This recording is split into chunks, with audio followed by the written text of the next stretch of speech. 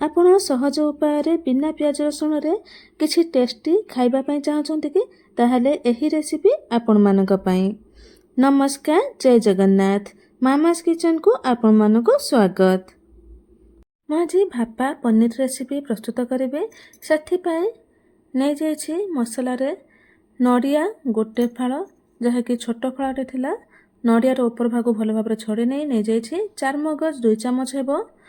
2 ପ୍ରକାର ସୋରିଷ ନେଇଯାଇଛି, କଳା ଆଉ ଧଳା 2 ଚାମଚ ହେବ। ପୋସ୍ତ 2 ଚାମଚ ଆପଣ ନେଇଯିବେ। ମୁଁ ଏଇଠି 1 ଚାମଚ ନେଇଛି, କାରଣ ମୋ ପାଖରେ ଅଳ୍ପ ପୋସ୍ତ ଥିଲା, ତେଣୁକରି ମୁଁ 1 ଚାମଚ ନେଇଛି।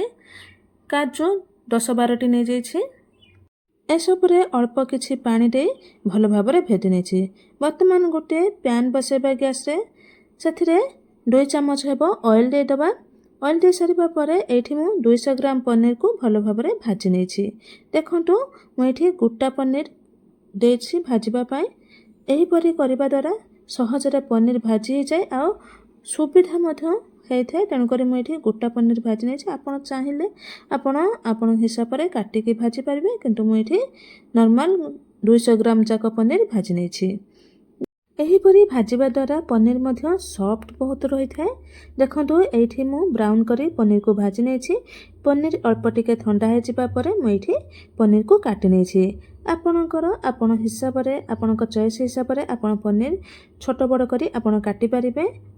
ମୁଁ ଏଇଠି ଦେଖନ୍ତୁ ଏଇଠି ମୁଁ ବେଶୀ ବଡ଼ କରିନି କିମ୍ବା ବେଶୀ ଛୋଟ କରିନି, ମିଡ଼ିୟମ୍ ସାଇଜ୍ ରଖି ପନିରକୁ କାଟି ନେଇଛି।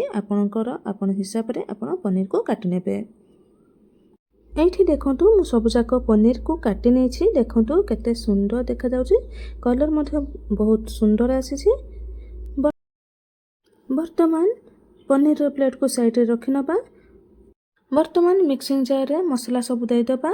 ରଖିଥିବା ନଡ଼ିଆ ମଧ୍ୟ ଦେଇଦେବା। ନଡ଼ିଆ ଦେବା ସମୟରେ ଭିଡ଼ିଓଟି ସୁଟ୍ ହୋଇପାରିନାହିଁ, ତେଣୁକରି ଆପଣ ଧ୍ୟାନ କରି ନଡ଼ିଆ ମଧ୍ୟ ଦେଇଦେବେ ଆଉ ମସଲା ସବୁ ଦେଇଦେବେ। ଦେଇସାରିବା ପରେ ସେଥିରେ ସ୍ୱାଦ ହିସାବରେ ଲୁଣ ଦେଇଦେବା, ହଳଦୀ ଗୁଣ୍ଡ ଦେଇଦେବା। ଦେଇ ଭଲ ଭାବରେ ଗୋଟିଏ ପେଷ୍ଟ କରି ନେଇ ଆସିବା।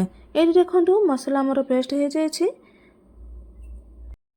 ବର୍ତ୍ତମାନ ମସଲାକୁ ଏହି ଟିଫିନରେ ଦେଇଦେବା। କହିବା ପାଇଁ ଭୁଲି ଯାଇଥିଲି, ଭାପା ପନିର କରିବା ପାଇଁ ଏହିପରି ଗୋଟିଏ ବଡ଼ ଟିଫିନ ଆବଶ୍ୟକ। ଆପଣ ଏହିପରି ଟିଫିନରେ ଆପଣ କ୍ୟାପ୍ ଦେଇ ଭାପା ପନିର ପ୍ରସ୍ତୁତ କରିପାରିବେ। ଯଦି ଆପଣଙ୍କ ପାଖରେ କିଛି ବାଉଲ୍ ରହିଛି, ଯାହାର କି କ୍ୟାପ୍ ରହିଛି, ଆପଣ ସେଥିରେ ମଧ୍ୟ କରିପାରିବେ। ଦେଖନ୍ତୁ, ମୁଁ ଏଠି କିଛି ମସଲା ଦେଇଦେଇଛି ଆଉ କିଛି ମସଲା ରଖିନେଇଛି। ମସଲା ଦେଇ ସାରିବା ପରେ ପନିରକୁ ଭଲ ଭାବରେ ସଜେଇ ନେଇଛି। ଦେଖନ୍ତୁ, ମୁଁ ଯେଉଁପରି ସଜେଇ ନେଉଛି ସେହିପରି ଆପଣ ପନିରକୁ ସଜେଇ ନେବେ। ଦେଖନ୍ତୁ, ଏଇଠି ସବୁ ପନିରକୁ ସଜେଇ ନେଇଛି। ସଜେଇ ସାରିବା ପରେ ବାକି ରଖିଥିବା ମସଲାକୁ ଦେଇଦେଇଛି। ବାକି ରଖିଥିବା ମସଲାକୁ ଦେଇ ସାରିବା ପରେ ତା ଉପରେ କିଛି ମୁଁ ଟମାଟୋ ସଜେଇ ନେଇଛି। ଆପଣ ଚାହିଁଲେ ଟମାଟୋ ୟୁଜ୍ କରିପାରିବେ, ନହେଲେ ସ୍କିପ୍ କରିପାରିବେ। ଆକ୍ଚୁଆଲି ଭାପା ପନିରରେ ଟମାଟୋ ୟୁଜ୍ ହୁଏ ନାହିଁ, କିନ୍ତୁ ମୁଁ ଏଇଠି କିଛି ଟମାଟୋ ଦେଇଥିଲି। ମୋତେ ଭଲ ଲାଗେ ଟମାଟୋ ସଜେଇକି ଦେବା ପାଇଁ, ବା ଟମାଟୋ ଟେଷ୍ଟଟା ଭଲ ଲାଗେ, ତେଣୁକରି ମୁଁ ଟମାଟୋ ଦେଇଥିଲି। ଆପଣ ଚାହିଁଲେ ଟମାଟୋ ୟୁଜ୍ କରିପାରିବେ, ନହେଲେ ସ୍କିପ୍ କରିପାରିବେ। ଏଇଠି ଦେଖନ୍ତୁ, ମୁଁ ସବୁ ଟମାଟୋକୁ ସଜେଇ ନେଇଛି। ସଜେଇ ସାରିବା ପରେ ସେଥିରେ କିଛି ଆଉ କଟା କଞ୍ଚା ଲଙ୍କାକୁ ଦେଇଦେଇଛି। କଞ୍ଚା ଲଙ୍କା ଦେଇସାରିବା ପରେ ଏଥିରେ ମୁଁ 2ରୁ 3 ଚାମଚ ସୋରିଷ ତେଲ ଦେଇଦେଇଛି। ଆପଣ ଏହି ରେସିପି ପ୍ରସ୍ତୁତ କରିବା ବେଳେ ଆପଣ ସୋରିଷ ତେଲରେ ପ୍ରସ୍ତୁତ କରିବେ, ଦେଖିବେ ଟେଷ୍ଟ ବହୁତ ଭଲ ଆସିଥାଏ। ଏହି ରେସିପି ସୋରିଷ ତେଲରେ ପ୍ରସ୍ତୁତ ହୁଏ। ଯଦି ଆପଣ ଓଷା ବାରରେ ଖାଉଛନ୍ତି ତାହେଲେ ରିଫାଇନ୍ ତେଲ ୟୁଜ୍ କରିବେ, ନଚେତ୍ ଆପଣ ସୋରିଷ ତେଲରେ ଏହି ରେସିପି ପ୍ରସ୍ତୁତ କରିବେ, ଦେଖିବେ ଟେଷ୍ଟ ବହୁତ ଭଲ ଆସିଥାଏ। ଏଠି ଦେଖନ୍ତୁ, ମୁଁ ଟିଫିନ୍ର କ୍ୟାପ୍କୁ ଭଲ ଭାବରେ ଟାଇଟ୍ କରି ଦେଇଦେଇଛି। ଆଗରୁ ଗ୍ୟାସରେ ମୁଁ ବସାଇ ନେଇଥିଲି ପାଣି କିଛି ଷ୍ଟିମ୍ କରିବା ପାଇଁ। ପାଣି ଆମର ଗରମ ହେଇଯାଇଛି। ଟିଫିନ୍କୁ ଦେଇଦେବା। ଦେଇ ଗୋଟିଏ ଟାଇଟ୍ କରିବା ପରେ ଲିଡ୍ ଘୋଡ଼େଇ ନେବା। ଦେଖନ୍ତୁ, ମୁଁ ଯେଉଁପରି କଲି ସେହିପରି କରିନେବେ। 20ରୁ 25 ମିନିଟ୍ ଆପଣ ଷ୍ଟିମ୍ ହେବା ପାଇଁ ଦେବେ। ସେହି ମଧ୍ୟରେ ଆପଣଙ୍କର ରେସିପି ପ୍ରସ୍ତୁତ ହେଇଯିବ। ବର୍ତ୍ତମାନ ଦେଖନ୍ତୁ, 25 ମିନିଟ୍ ହେଇଯାଇଛି। ବର୍ତ୍ତମାନ ଟିଫିନ୍କୁ ବାହାର କରିନେବା। ଏଇଠି ଦେଖନ୍ତୁ, ମୁଁ ଗୋଟିଏ କପଡ଼ା ସାହାଯ୍ୟରେ ବାହାର କରିନେଇଛି। ଆପଣ ମଧ୍ୟ ଏମିତି କପଡ଼ା ସାହାଯ୍ୟରେ ବାହାର କରିବେ, ଖାଲି ହାତରେ ବାହାର କରିବେନି, ଗରମ ବହୁତ ରହିଥିବ। ବର୍ତ୍ତମାନ ଟିଫିନ୍କୁ 15ରୁ 20 ମିନିଟ୍ ରେଷ୍ଟ ଛାଡ଼ିଦେବା ଥଣ୍ଡା ହେବା ପାଇଁ, କାରଣ ଗରମ ଥିବା ଅବସ୍ଥାରେ ଟିଫିନ୍ର କ୍ୟାପ୍ ବାହାର କରିହେବ ନାହିଁ।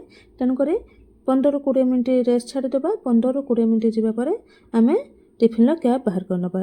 ଏଇଠି ଦେଖନ୍ତୁ 15-20 ମିନିଟ୍ ହେଇଯାଇଛି, ଟିଫିନ୍ର କ୍ୟାପ୍ ବାହାର କରିନେଇଛି। ଦେଖନ୍ତୁ କେତେ ସୁନ୍ଦର ଦେଖାଯାଉଛି ରେସିପିଟି। ଯଦି ଆପଣ ପନିର ପ୍ରିୟ ନିହାତି ଏହି ରେସିପିକୁ ଥରେ କରନ୍ତୁ। ମୁଁ ଜାଣିଛି ଥରେ କରିଲା ମାତ୍ରେ ଆପଣ ବାରମ୍ବାର ଏହି ରେସିପିକୁ କରିବା ପାଇଁ ଇଚ୍ଛା ପ୍ରକାଶ କରିବେ। ତେଣୁ ଏହି ରେସିପି କରନ୍ତୁ, ନିଜେ ଖାଆନ୍ତୁ, ସମସ୍ତଙ୍କୁ ଖୁଆନ୍ତୁ। କିପରି ଲାଗିଲା କମେଣ୍ଟରେ ଜଣାନ୍ତୁ। ଏହି ରେସିପି ଭଲ ଲାଗିଥିଲେ ଲାଇକ୍ ସେୟାର କରିବେ। ଚ୍ୟାନେଲରେ ନୂଆ ଥିଲେ ନିହାତି ସବସ୍କ୍ରାଇବ୍ କରିବେ। ରହୁଛି, ଧନ୍ୟବାଦ। ଜୟ ଜଗନ୍ନାଥ।